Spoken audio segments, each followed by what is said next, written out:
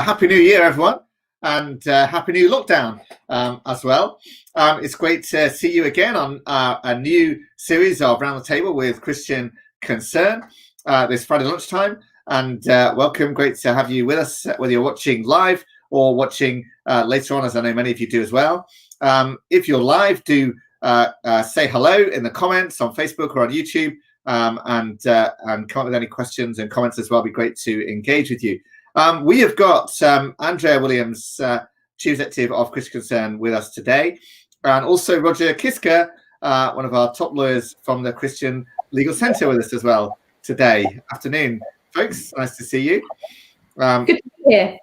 Yeah, great. And we're going to cover 2 or 3 stories today that are relevant this week. It's great to see Maria, and it's great to see Peter Benjamin on this. Hi there, Pete. We do hope that you're doing well and that you've had a good Christmas. And I can see that Adrian's there. Look at that. And we've got folk coming in from Poland, I can see from the names. So it's really, really great. Well, Poland is the place, isn't it, for today's top story, which is the story about a man who is being starved and dehydrated to death as we speak. This went to court. And it's been quite a dramatic story over the Christmas period, and we're already just starting to publicize it. Roger, can you take us through what has happened with this chap? Sure, and I think it's a big story, and the fact that it happened on Christmas Eve basically is why it didn't get the coverage it deserved. It's just a tragic story about a middle-aged man who had a heart attack and was deprived of oxygen for 45 minutes, came into the hospital, was not persistently in a vegetative state, which is an important fact here. He was in a minimally conscious state. So he was aware of his surroundings. That there's evidence that when his family members came to see him, that he was weeping. At least that's what his family says, and an expert on brain injuries testified the same. So the matter was brought to the Court of Protection, which is a court which is very secretive, and so there's a lot of reporting restrictions on this case. But basically, as they've done in cases dealing with infants that we've been involved in as well, came to the conclusion that it wasn't in this gentleman's best interest to live, because he wouldn't have the quality of life or the ability to have pleasure from life that he once had. So just take me through this, right? It's not in your best interest to live. How is that a legal phrase? How do they arrive at such a conclusion? Absolutely. So and it's usually phrased the other way around. It's in this person's best interests to die, and that's what's really very chilling. And again, it's kind of all, as Roger was saying, it all happens behind closed doors. So Roger, it's a legal phrase, but it's not really a legal phrase. It is really a qualitative assessment. Go back to your days at uni and think about people like Jeremy Bentham, where they said that the purpose of life has nothing to do with, belief in a God. It has to do with pleasure, maximizing pleasure, minimizing pain. So it's a completely secular assessment, which doesn't value life whatsoever. And so at the end, this patient's RS, as the court's referred to him, his mother and several siblings from Poland, because this is a Polish gentleman, intervened in the case, as did the Polish government, which offered, given the fact that he's only in a minimally conscious state, that he can survive without ventilation on his own for a number of years to come. This sounds pretty unusual to me, all right? So you've got the Polish state saying to the English courts, you should keep this man alive. Is that right? I mean, how usual is this to happen, that another country gets involved in a UK case like this? It's very unusual, and God bless Poland for doing so. They also intervened at the European Court of Human Rights on behalf of the family, demanding that immediate measures be taken to continue hydration and nutrition. And saying that we, on our own dime, will take him back to Poland and take care of this man. They're offering to pay to take him back to Poland, yeah. and to care for him in a Polish hospital or something like that. So the Polish government said, we'll take him off the English government's hand, off the NHS, we'll pay for it all. Let us do it. Yeah, and again, the startling point about this case is this isn't one of these cases where it's a persistent vegetative state. There is brain activity. So this is solely based on considerations of the quality of his life, which I think is an incredibly dangerous precedent, because literally thousands of people in the UK and around Europe are living in senior homes in this state of affairs. So this is one step to euthanasia. This is, in a sense, euthanasia, and we should all be worried about it. I'm surprised, to be honest, that disability campaigners haven't been on this much stronger. Well, I think that one of the difficulties around these cases is that it happens at a very tragic point of life. You have a situation whereby, in this case, the man is very obviously has a heart attack, and his wife is saying that she doesn't want. She's been with the doctors and she's saying that she doesn't think he should be kept alive, that he is going with the doctors.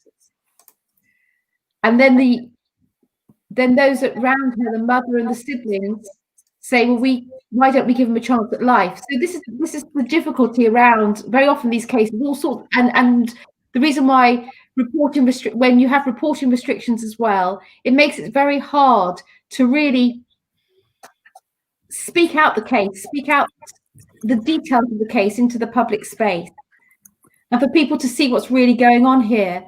Essentially, we have a man that can live. Everyone agrees he could live for another 5 or 10 years, maybe. And there will be a way of caring for him. And the Polish government has said that they can repatriate him. So, there is a tug, an ethical tug. And the public conversation is very divided on it too. And what rights do the courts have to say to Poland, you can't take him back on your own cost? We would rather pull the plug and let him die. Is that what the law is in this country? Well, it's a difficult question. That's how the courts have been going. The reality is that the Supreme Court, when deciding on these issues, have said that hospitals have the right to withdraw treatment or to refuse treatment if they deem it futile. Now that's a whole different story from saying that we won't release a patient to another person willing to take care. And I think that's where the jump in the law is that needs to be addressed at a much higher level. Wow. So where does it go now, Roger? What's the status of it now, this case? Well, unfortunately, a single judge sitting at the European Court, and I don't want to speak poorly of the court. I know this judge. He's from Bulgaria.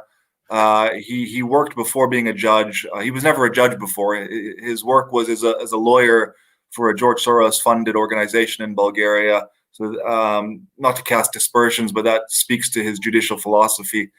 So that does hurt our hopes a great deal. We're hoping that Poland, who has done an extraordinary amount already, will use all its diplomatic tools. We're looking at all legal avenues to support the matter, but it looks dire. The court has allowed the hospital to remove hydration and nutrition again. That happened last night. Again, this is just how tragic this is. They removed hydration initially and nutrition on Christmas Eve, and didn't even allow his mother the opportunity to fly in and say goodbye when this was done. So it's just a hard set of facts here to deal with. But as a result of our legal intervention, hydration and nutrition was restored because we took the matter to the Court of Appeal. We took the matter to Europe. The hydration and fluids were restored, but it was only until we only had the stay until yesterday afternoon at 4 o'clock. And so now the hydration and nutrition have been withdrawn again. And I know that the legal team has been working round the clock to work out the next steps in this matter in order to get that. I think they were working on Christmas Day, were they not? Some of them. They were. Yes, they were. They were absolutely working on Christmas Day. And I think that Pavel's Roger's point there around the judge that decided this at the European level, but also around the system, the system here in the English courts, is really very well explained in a piece that's been written by Pavel Stroilov of our Christian Legal Centre, who has been involved with the family.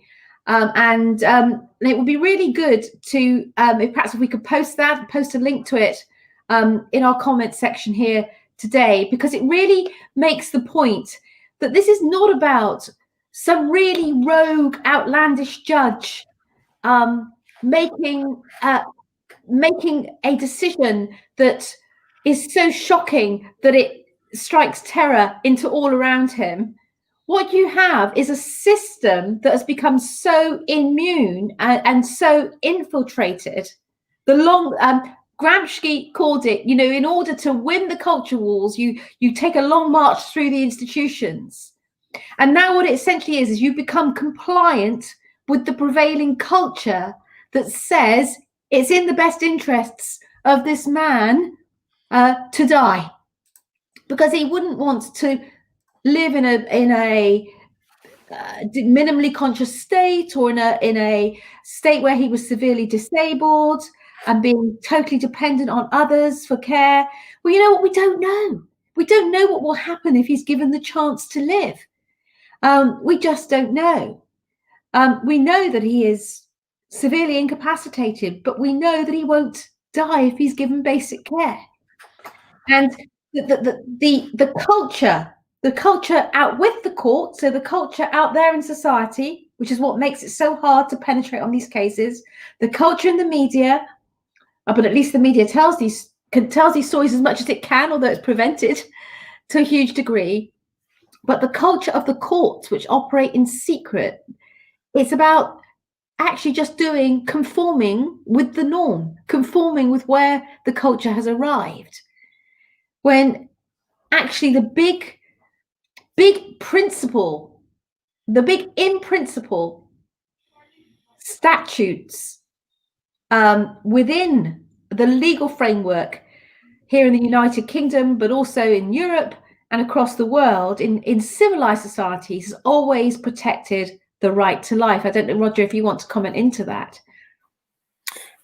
Yeah, I mean that's a fact. And there's a question here from Joanna Millward asking if this is a landmark case, and the answer is yes and no. I'm sure most of the folks watching this are aware of the Liverpool pathway. This is one of those cases. However, what sets this apart and what makes it, I think, a landmark case is that this is someone who was minimally conscious, who was aware of his surroundings, who could show emotion. So this is certainly a significant step forward in I think, court-ordered euthanasia. What can be done? Because these cases are really getting out of control. They're coming quite quickly now. I don't know if it's whether it's being publicized or people are fighting for it. Parliament can override all this by passing a law saying that this type of euthanasia is illegal, and that would be protected under Article 2 of the European Convention if Parliament acted. Right. So that's what we need to see here, is it? Because does it set a precedent? Is this a precedent that does would impact other cases and stop other countries trying to intervene to say we'll pay for this person to come back to our country? Well, these are precedents, but they're lower level precedents. So if a case came from the Supreme Court, for example, or the Court of Appeal, that would override that precedent. So right now it's still being done at a case-by-case level. And presumably these are also quite fast-moving cases. This chap isn't going to live very many more hours now, right? And then presumably there's no time to take it to the Court of Appeal or something like that, is there? In this case, we've gone through already a number of appeals, but typically these cases, they go very quickly. The courts are quite quick in dealing with these matters, including the Strasbourg court. But absent me about that as well is that there's a sense in which this case has felt so rushed, and the family side has been so disadvantaged in its preparation, and particularly at the beginning before we were involved. I think that it moves at such a faster pace that unless people have really strong professional help and people that know the system, you are railroaded by the system. But there is a reality for us that we've been in the Court of Protection, to the Court of Appeal, up to the European Court, back again, now considering going to the Court of Appeal. You know, we do all of our work pro bono, but there is a sense in which, and we've used external, the family has used, we've been serving and working with external lawyers in this matter. But you know that's you know, it costs tens of thousands of pounds, risking potential costs against you, running into tens of thousands of pounds. Just imagine you're already in a very difficult situation, and this is your. They did actually spend a lot of that money before they came to us, is now I've heard. Is that right, Andrea? Well, they spent their savings pretty much before they came to us, trying to save him, trying to get their voice heard in this matter. So you know, so there's also that kind of in the midst of grief and in the midst of tragedy, there's a system that is working in this way, and so there needs to be. This is where I thank God for what God has given us through the work of Christian Concern and the Christian Legal Centre and our ability to understand it. But also, so can I just clarify? He's asking here. Eric Zimbro is asking: is he a Polish citizen living abroad? Yes. And he is, isn't he? Yes. Yeah. So it's a Polish citizen, and the Polish government. This is why the Polish government got involved, right? Absolutely. We will fly him out to our country and give him hospital treatment. And our court say no, is in his best interest, quote, to die. Yes. I mean, this is, you know, we've seen this in other cases from the same court, you know, where you'll remember the case of baby Alfie Evans, that the Italian government had an ambulance waiting and was prepared to take little Alfie across to the hospital in Rome to give him a chance. And I used to question at that time, you know, why would you just not do that? Why wouldn't you just give the child, if someone else is prepared to give him a chance? And it's the same here, really. Feels like we're sort of, Roger, you know, regarded in Europe as like, you know, completely out of place on this, you know, completely disrespectful of human life if we won't do this. Is that right? It's a fact. I mean, every time I speak to a journalist from another European country, they're utterly shocked at the disregard for human life here. And exactly as Andrea spoke to, the fact that other countries are there willing to help and to take on all the costs, and that, you know, in the UK, in some cases, they're literally putting police at the door to prevent others from helping. And that it's draconian. It's Evans, 100 police were deployed on that case, and you know, there was this image of it was about 100 meters to the door. Was there a helicopter ready? They were guarding the room. They were guarding the room in order to prevent Alfie's parents removing him and taking him to the ambulance that was waiting outside the door. Now, because they said it was in his best interests to die, or, you know, treatment is futile, best interest to die. But I mean, this is, I mean, and so, I mean, similarly here, you have a government that's willing to help a man. You know, and I mean, it would be really great for people to pray for a miracle for this man, a miracle, you know, the family would be able to really talk with one another. We might able to give his name, are we? The name is, all we've got is RS, is the identified name. Yeah. But the family, just to pray for RS and the family. The family are very precious. You know, they're a very precious family. Polish family, presumably. Yes. Well, we met the mother the other day. The mother is in Poland. We met the mother, and Andrea might not have known this because I speak Slavic language, and so I understood what the mother was saying. And she says that she goes to church every day, prays morning and evening, and she was telling us this in tears. And so this is affecting them hard, but she's a faithful woman, and it's a tough case. Wow. And I can see that some people have commented here that your parents have been pressured to have a DNR, do not resuscitate order. which there's been lots of the news about that lately, particularly in care homes. But of course, in this case, there was no DNR or anything like that that anybody had signed, was there? No, because he had a heart attack, and that's what put him into this state. And so he was resuscitated at home, but oxygen had been starved to the brain during that period. He was he was middle-aged. He was fairly young. Yes. And that was one of the factual things that I have trouble with that the court came to, because there's evidence that he had strong pro-life views. He was upset about the Alfie Evans case. And again, the irony is he's now in that same situation. Yet the judge suggested that because he married a divorced woman, that he wasn't really as strong of a Catholic, and his views shouldn't be taken as seriously. And I have a huge problem with the court looking into the spiritual lives from a secular perspective. Good point. It's just judges shouldn't be doing theology. So it's one more. Bazanji, I hope I pronounced it correct, says, how can the UK hold a Polish citizen? Can Poland apply for extradition? What's the legal status of that? I mean, he's being held against his will in the UK, effectively. Well, yeah, in a sense he is, but no one can discern that specifically because the court has suggested that they don't know what he would have done, and they believe that because his views weren't as solid as they think, and that he made some reference to not wanting to be a burden on his family, that meant he wanted to die. So the Polish government has, in a sense, sought for extradition by intervening at the European level in Strasbourg. So everyone's doing all they can. That's all I can say about that. This isn't a situation. People might think that there's boards and committees that are brought together to decide these cases. It's a single judge. It's a single judge who makes the main determination. When it goes to the Court of Appeals, they're just looking basically at procedure. So it's not what people think. It's a single judge who sometimes brings their philosophy about what the meaning of life is to these cases. So it's a system that needs to be repaired.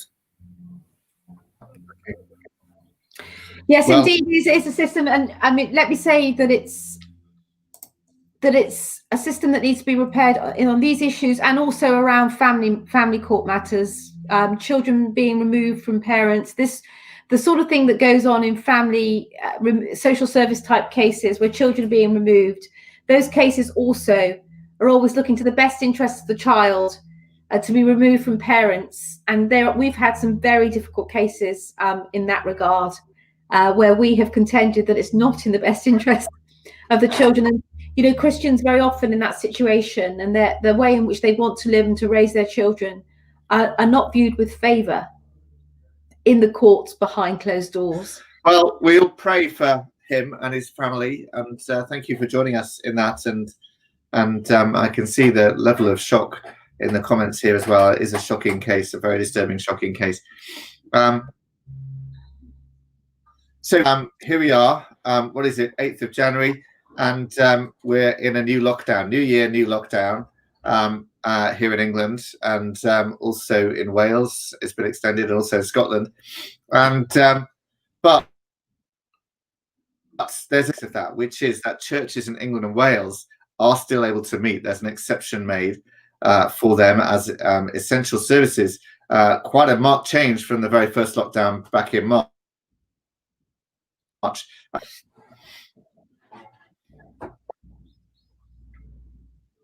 Andrea, do you want to say something on that? So sorry. I'm so sorry. I must have. Maybe you cut out at that last point. Were you? You were talking about the lockdown coming in. Well, I just want to say to everyone, isn't it? First of all, isn't it incredible that we, in January, are back in this position? I'm grateful for the Christian Concern community, and let's continue to hold one another in prayer. And also, as a community, let's reach out to those around us. I have to say that it is great. It's good news that during this lockdown, churches were exempt. We are allowed to continue to open. We are allowed to continue to meet. And I do really honestly believe that is in great part because of the legal challenge that we have made from the first time that churches were closed in the first lockdown, and because we've made this huge in principle point that the state should not interfere with the church's freedom to open, the freedom to worship. And of course, there's a sense in which we are a church without walls to meet in, even as we're doing now, in many ways we're meeting, but also the physical meeting and the physical serving of the community, this notion that we are in the heart of every community in this nation, in this land, this nation and beyond, of course, across the world. And that we are always open for essential service because we want to win people's souls for the Lord Jesus Christ. We want them to come to know him. We want them to find rest. We want them to find hope in the Lord Jesus Christ, eternal hope. And so it's good news that we're open. We, of course, in Scotland, the churches have been closed and they'll be criminalised if they meet. And so it's important to consider how we might help them. Yeah, and so and you know, it's, one of the big points originally in this was that churches were allowed to do non-spiritual things like food banks and other social services and things, but it was the spiritual things that were illegal. So there's a clear discrimination there. Said, okay, and they also have to admit they didn't have any evidence of spread of the disease from churches that are complying with COVID restrictions, with all the social distancing and masks and all of that kind of stuff. We seem to have won a real significant victory here, that churches are able to open, and not just for food banks, but also for prayer, for worship, for ministering to people who are so needy. And I feel like this lockdown for people, because we're not being told it's just a few weeks to flatten the curve anymore. We're being told this is going to last for months. And we're in the darkest, coldest period of the year, and it's. And I think the ministry of churches is absolutely vital in this thing. Roger, what about Scotland? It's a real shame that many Scottish churches are not allowed to open, isn't it?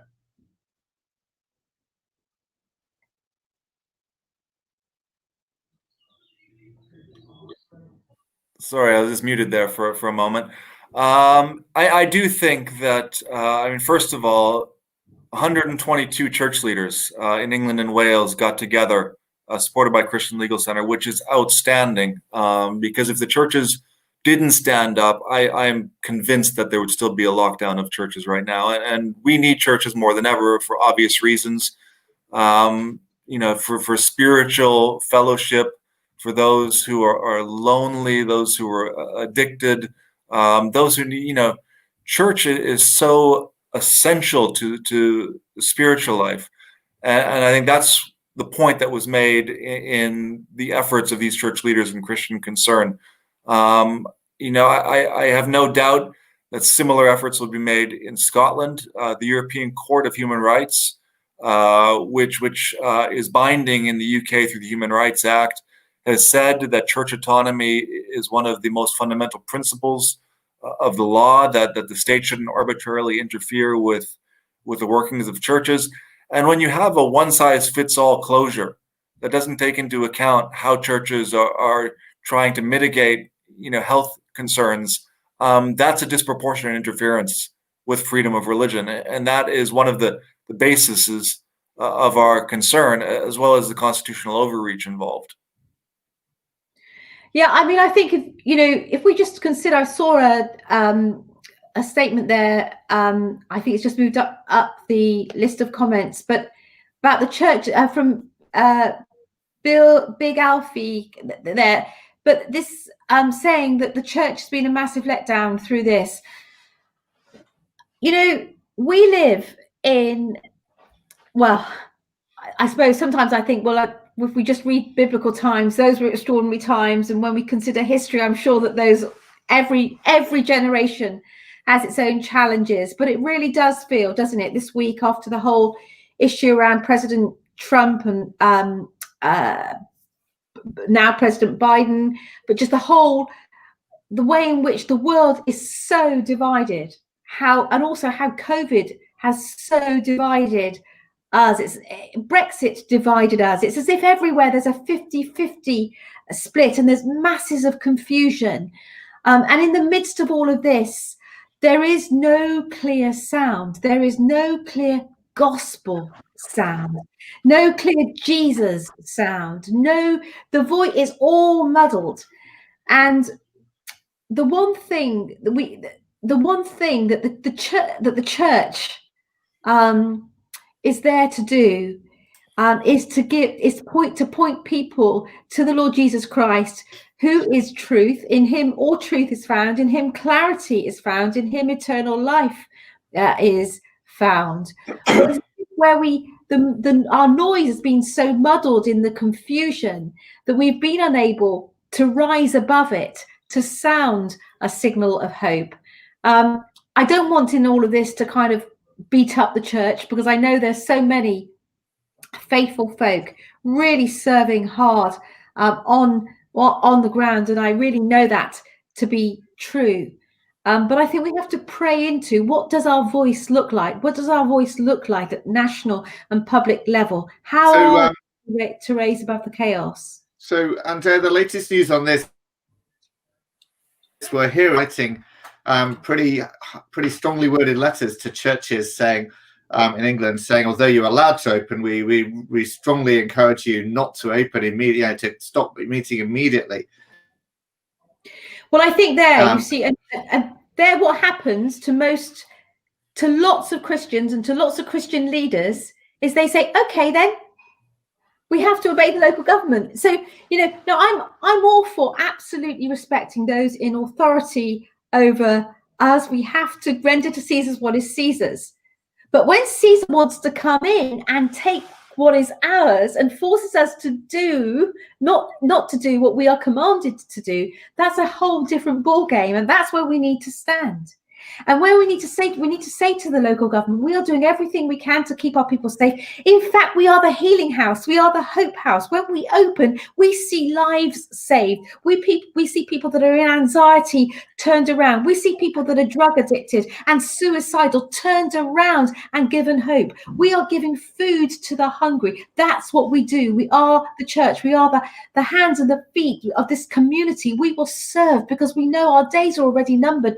By God, he knows the end from the beginning. And of course, we aren't reckless. We would never be reckless if we don't want to put people in danger. But this is the church. This is who we are. That is the sound that we need. That is the sound that we need to send. The idea that the local government comes in and says, we are strongly advising you not to open, is a form of, I don't want to say to this too strongly, but it's kind of a bit blackmailish. It's not pleasant, and most people will be intimidated by it. And let's just Andrea, it's also saying, they're not saying stop doing food banks, right? Yeah. They're not saying stop helping people in virtual help, aren't they? I mean, let's be clear about that. That's what they're saying, isn't it? Because these churches are carried on doing food banks all the way through, the whole way, and they're still carrying on now, and these are desperate people. More businesses are closing at the moment. Sadly, more and more people are struggling and seeking help from the church, physical and spiritual help. And they're saying, please carry on with physical help, but don't do any spiritual help, is what they're saying. And that's because there's a spiritual vacuum. There's a spiritual vacuum at every level of national life, in all our systems. We know this, in how our laws are made, both at local and national level.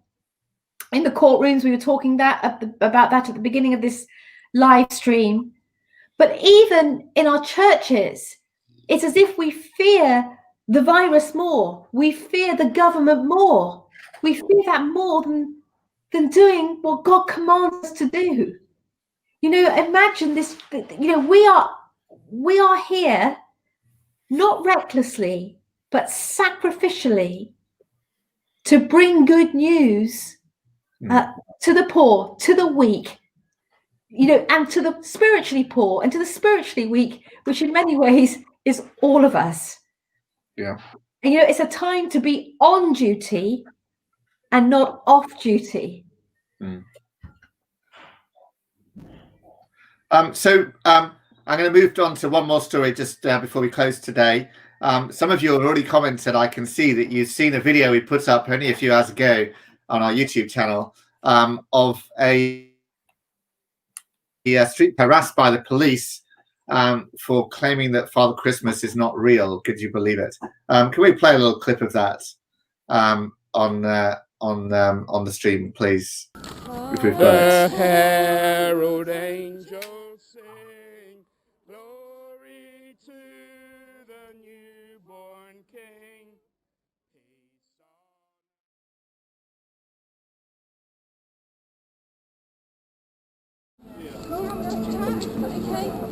Yeah, sure. So we've had a report from someone that you're shouting, saying that Father Christmas isn't real. Yeah. Okay. I just said it again then, yeah. Okay, it's causing quite a lot of harassment, alarm and distress to passers-by.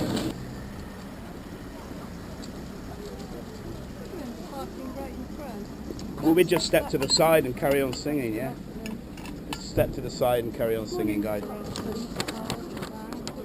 Okay. Hark the Herald angels sing. Hang on, stop. Let's come out the other side of this, all right? We're here to tell you we've had reports of the things that you've been saying are upsetting people. That's not breaking the law. What It is specifically, under sir? it is under Section 5 of the Public Order Act. What specifically? Yes. What there are. Specifics. Specifically. What do we said? What specifically? My colleague, there's some homophobic comments. No, specific. There are, and They haven't. upsetting They haven't. people saying that Santa's not real. That's I know not breaking the I know law. you're stating fact, but if it's upsetting Thank you, people, that's fact. but if it's upsetting fact, people, it does become. So we're asking you. We're here to say, stop that. No, we're carrying on, sir. With your topic that you're discussing there, or thing. We're not breaking the law. Then that's We're not. singing No. Hark the Herald Angels Then, sing, sir. well, fine. Then carry on. Hang Carry on with your look, carols. Are you law okay? enforcement officers primarily? I'm a police officer. Are You you, can no, see are that. you a law enforcement You officer? can carry on with your carols. So you enforce the law? but not to upset Is it people. breaking Do the you law to understand? say Father Christmas doesn't exist? Do Is you it breaking the law? understand? No, I don't Is it understand. breaking the What? law? Is it Carry- breaking the law? Is it breaking We'll the monitor law? for a little while, but carry on with your carols. You're not answering the question. You're a better and politician don't- than officer. And don't Thank you, upset- sir. And don't upset people. That's our Thank you, message. sir. Thank you, sir. We appreciate your support, dear man. Thank you.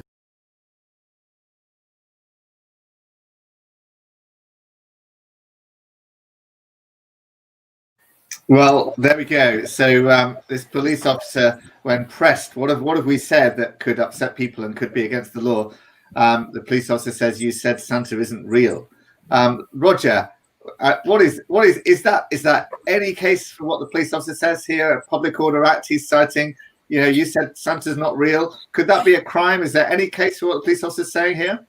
Well, I challenge the police officer to prove that he is real. First. No, there's zero precedent, and for a police officer to be so naive as to believe that sparing hurt feelings or causing minor distress to passersby. I didn't see a child on the street in any case, but that sets a terrible precedent for freedom of speech.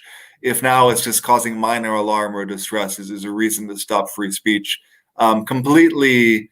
An unlawful interference with Mike's freedom of evangelism. Wow.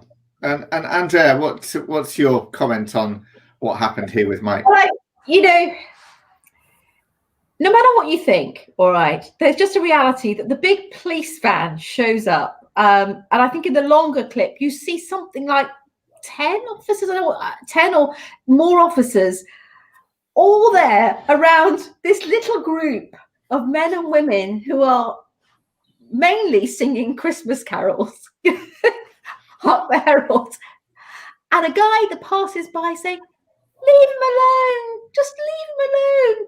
You're always picking on him."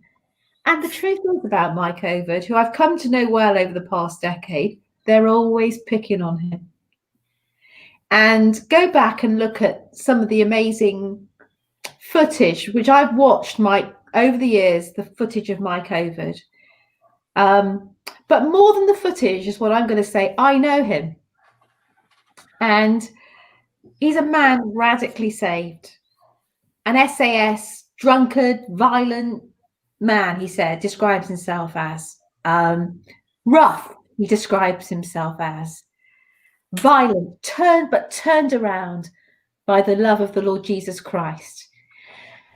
And every time I spend any real period of time with him, usually for his court cases, I see a man that weeps over the lost and weeps that anyone might go to hell. And I heard him give the gospel in a way that was so powerful in one of his court cases, in one of his appeals to the judges, the judge and the bench that were sitting at that time.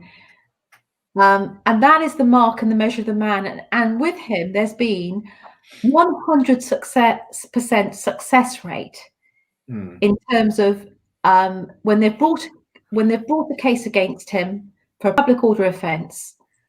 We have always won around his freedom to speak. You see, he just says things very plainly. Andrea, you've been in court with him most recently in December, and you're trying to turn the stakes around here, aren't you? You know, and say, you know, this is not the police bringing him to court. This is us bringing the police to court, or him bringing the police to court, isn't it, for harassment? Yes, because to continually pick him up and to pick others up and to unlawfully arrest men who are on men who are doing street evangelism, and in this case there were 4 of them that were doing street evangelism, and there was a whole crowd. You could see it was long pieces of footage lasting well over an hour. The crowd were engaging, and when the police came, the police coming in and trying to stop the whole thing actually increased the atmosphere and the tension in the atmosphere. And there were 1 or 2 in the crowd who were being a bit difficult. Well, if anyone should have been removed from the situation, it was them and not the street preachers. It's extraordinary that someone complained to the police. These guys have said Santa's not real, and that the police would then respond to that. I mean, both those things are extraordinary, aren't they? You know, the complaint to the police is they said Santa's not real, and then the police think that, well, 10 police better come along then. Somebody here has said Santa's not real. You know, this is a dangerous person. We need 10 police officers here in a van. And quick, somebody said, Santa's not real. You know, gosh, you know, this is an emergency. You know, forget all the other things. Let's do this. Well, that's exactly what happened here. And I think sometimes the way that Christians will react to this, and this is the situation with street preachers generally, couldn't he have said that in a better way? Did he really have to say that Santa wasn't real on Christmas Eve?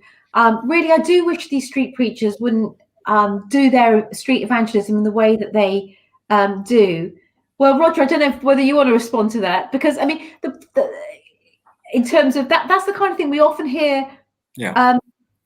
Christians actually saying, why are you defending those people? Well, if we don't defend our freedom to speak, and sometimes even the way in which people say things, perhaps imperfectly or not the way that you would do it, if they are not defended there, then next, well, it's Mike Over is being told that 1 Corinthians 6 is inappropriate to preach on that in the street, inappropriate to talk about hell, inappropriate to critique Islam, inappropriate to talk about sexual purity. Suddenly, this becomes a places that Santa isn't real. You can't say that. Well, after you can't say it on the streets, you can't say it in the schools. You can't say it in public, in hospitals. Suddenly, chaplains can't say it in hospitals. Chaplains can't say it in the schools. We've got those cases. Suddenly, people that preach stuff on a Sunday can't say things when they go into school. They're told they can't say these things when they go into school. Roger, I don't know if you want to respond to that. Yeah, I would just add that Christian views, which were held by the majority 30, 40 years ago, are now being censored. And so, yeah, it's a fine line, because like you're saying, all these things are becoming illegal to say. It's illegal, not illegal, I'm sorry, but it's to say that young children shouldn't be transgendered, that's somehow a terrible thing to say. To be against same-sex marriage, well, now that might be causing offense, so we'll ban that. So we fight these cases because that line of what is unacceptable to say keeps on growing exponentially, seemingly, as the years go by. And we want to have Christians be able to speak the gospel truth with the freedom that is allowed to them, the freedom that Jesus calls us to preach and proclaim the gospel, without being ashamed of it. Yeah. Well, I think that was just an extraordinary thing, really, that the police were called and that the police thought that, gosh, they better turn up. Somebody said Santa's not real. What a way to end, I think, our first round the table of the year. So thank you for joining us today. It's been great to see you. Thank you for all the engagement. I know we've posted a clip of that video so you can watch it yourself on YouTube as well, of Mike over there. And I look forward to seeing you again next week. I think we've also got a live stream next week on I think it's Thursday night with Melvin Tinker explaining why he's left the Church of England, which would be a really interesting one to watch as well. Watch out for that next week as well. As see you again same time, same place next Friday as well. Thank you very much.